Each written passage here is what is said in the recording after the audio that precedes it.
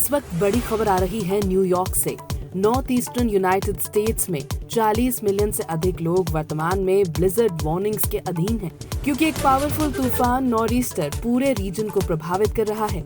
इस intense winter storm ने कई क्षेत्रों में 2 फीट से अधिक स्नोफॉल दर्ज करवा ली है, जिससे इंफ्रास्ट्रक्चर पैरालाइज हो गया है। कई जगहों पे लोग बिना पावर को रहने के लिए मजबूर हैं। नॉर्मल लाइफ सीवियरली डिसरप्ट हो गई है। मेटीरियोलॉजिस्ट के अनुसार ये सिस्टम हाल ही के वर्षों का सबसे सिग्निफिकेंट और हाई इम्पैक्ट स्टॉर्म माना जा रहा है, जिसमें वाइट आउट कंडीशंस और 50 मील प्रति घंटा से अधिक विंड गस्ट रिकॉर्ड किए गए।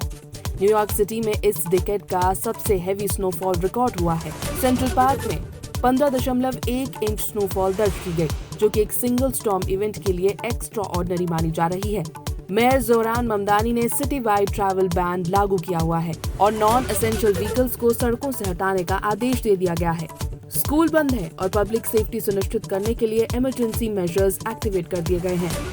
मैनहट्टन की आमतौर पर हसल बसल से भरी सड़कें लगभग डिजर्टेड दिखाई दे रही हैं। स्टेट ऑफ इमरजेंसी डिक्लेयर करते हुए मेयर ने कहा कि इस स्केल का स्टॉर्म पिछले 10 वर्षों में नहीं देखा गया। नॉन एसेंशियल ट्रैफिक को मिड डे मंडे तक रिस्ट्रिक्ट कर दिया गया था, ताकि पब्लिक वर्कर्स, डिपार्टमेंट और रेस्क्यू ऑपरेशंस अनइंटरप्टेड हो सके। ऑफिशियल्स ने वार्निंग दी है कि स्नोफॉल के बाद एक्सट्रीमली लो टेम्परेचर्स, आइसिंग और ब्लैक आइस की स्थिति उत्पन्न कर सकते हैं, जिससे रिकवरी प्रोसेस और भी कॉम्प्लिकेटेड हो सकता है। एविएशन सेक्टर में भी व्यापक कैओस देखने को मिला। पूरे यूनाइटेड स्टेट्स में 5500 से अधिक फ्लाइट्स कैंसिल कर दी गई हैं। विशेष रूप से John F Kennedy international airport, LaGuardia airport और बॉस्टन लोगन इंटरनेशनल एयरपोर्ट में मैसिव कैंसिलेशंस और डिलेज रिपोर्ट किए गए। पैसेंजर्स टर्मिनल्स में स्ट्रैंडेड हैं, जबकि एयरलाइंस ने लॉजिस्टिकल रीऑर्गेनाइजेशन के प्रयास भी किए हैं। रेल और सबवे सर्विसेज भी सीवियरली लिमिटेड हैं, विशेषकर उन लाइंस पर जो एक्सपोज्ड ट्रैक्स पर चलती हैं।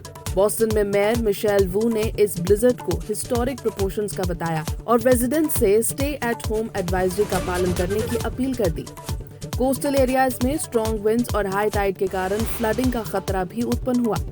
नेशनल गार्ड को स्नो रिमूवल ऑपरेशंस के लिए डिप्लॉय किया गया है। इस बीच कैथी होचुल, गवर्नर ऑफ न्यूयॉर्क, ने स्टेट वाइड प्रिपेयर्डनेस पर जोर दिया। उन्होंने रेजिडेंट्स को एसेंशियल मेडिकेशंस, ग्रोसरी सप्लाईज और इमरजेंसी हीटिंग अरेंजमेंट्स सुनिश्चित करने की सलाह दी।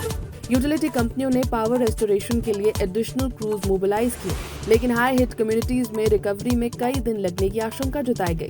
ये नॉर्'ईस्टर न केवल एक मेटीरियोलॉजिकल इवेंट है, बल्कि ये urban infrastructure, emergency response systems और कम्युनिटी सॉलिडारिटी की कठोर परीक्षा भी है।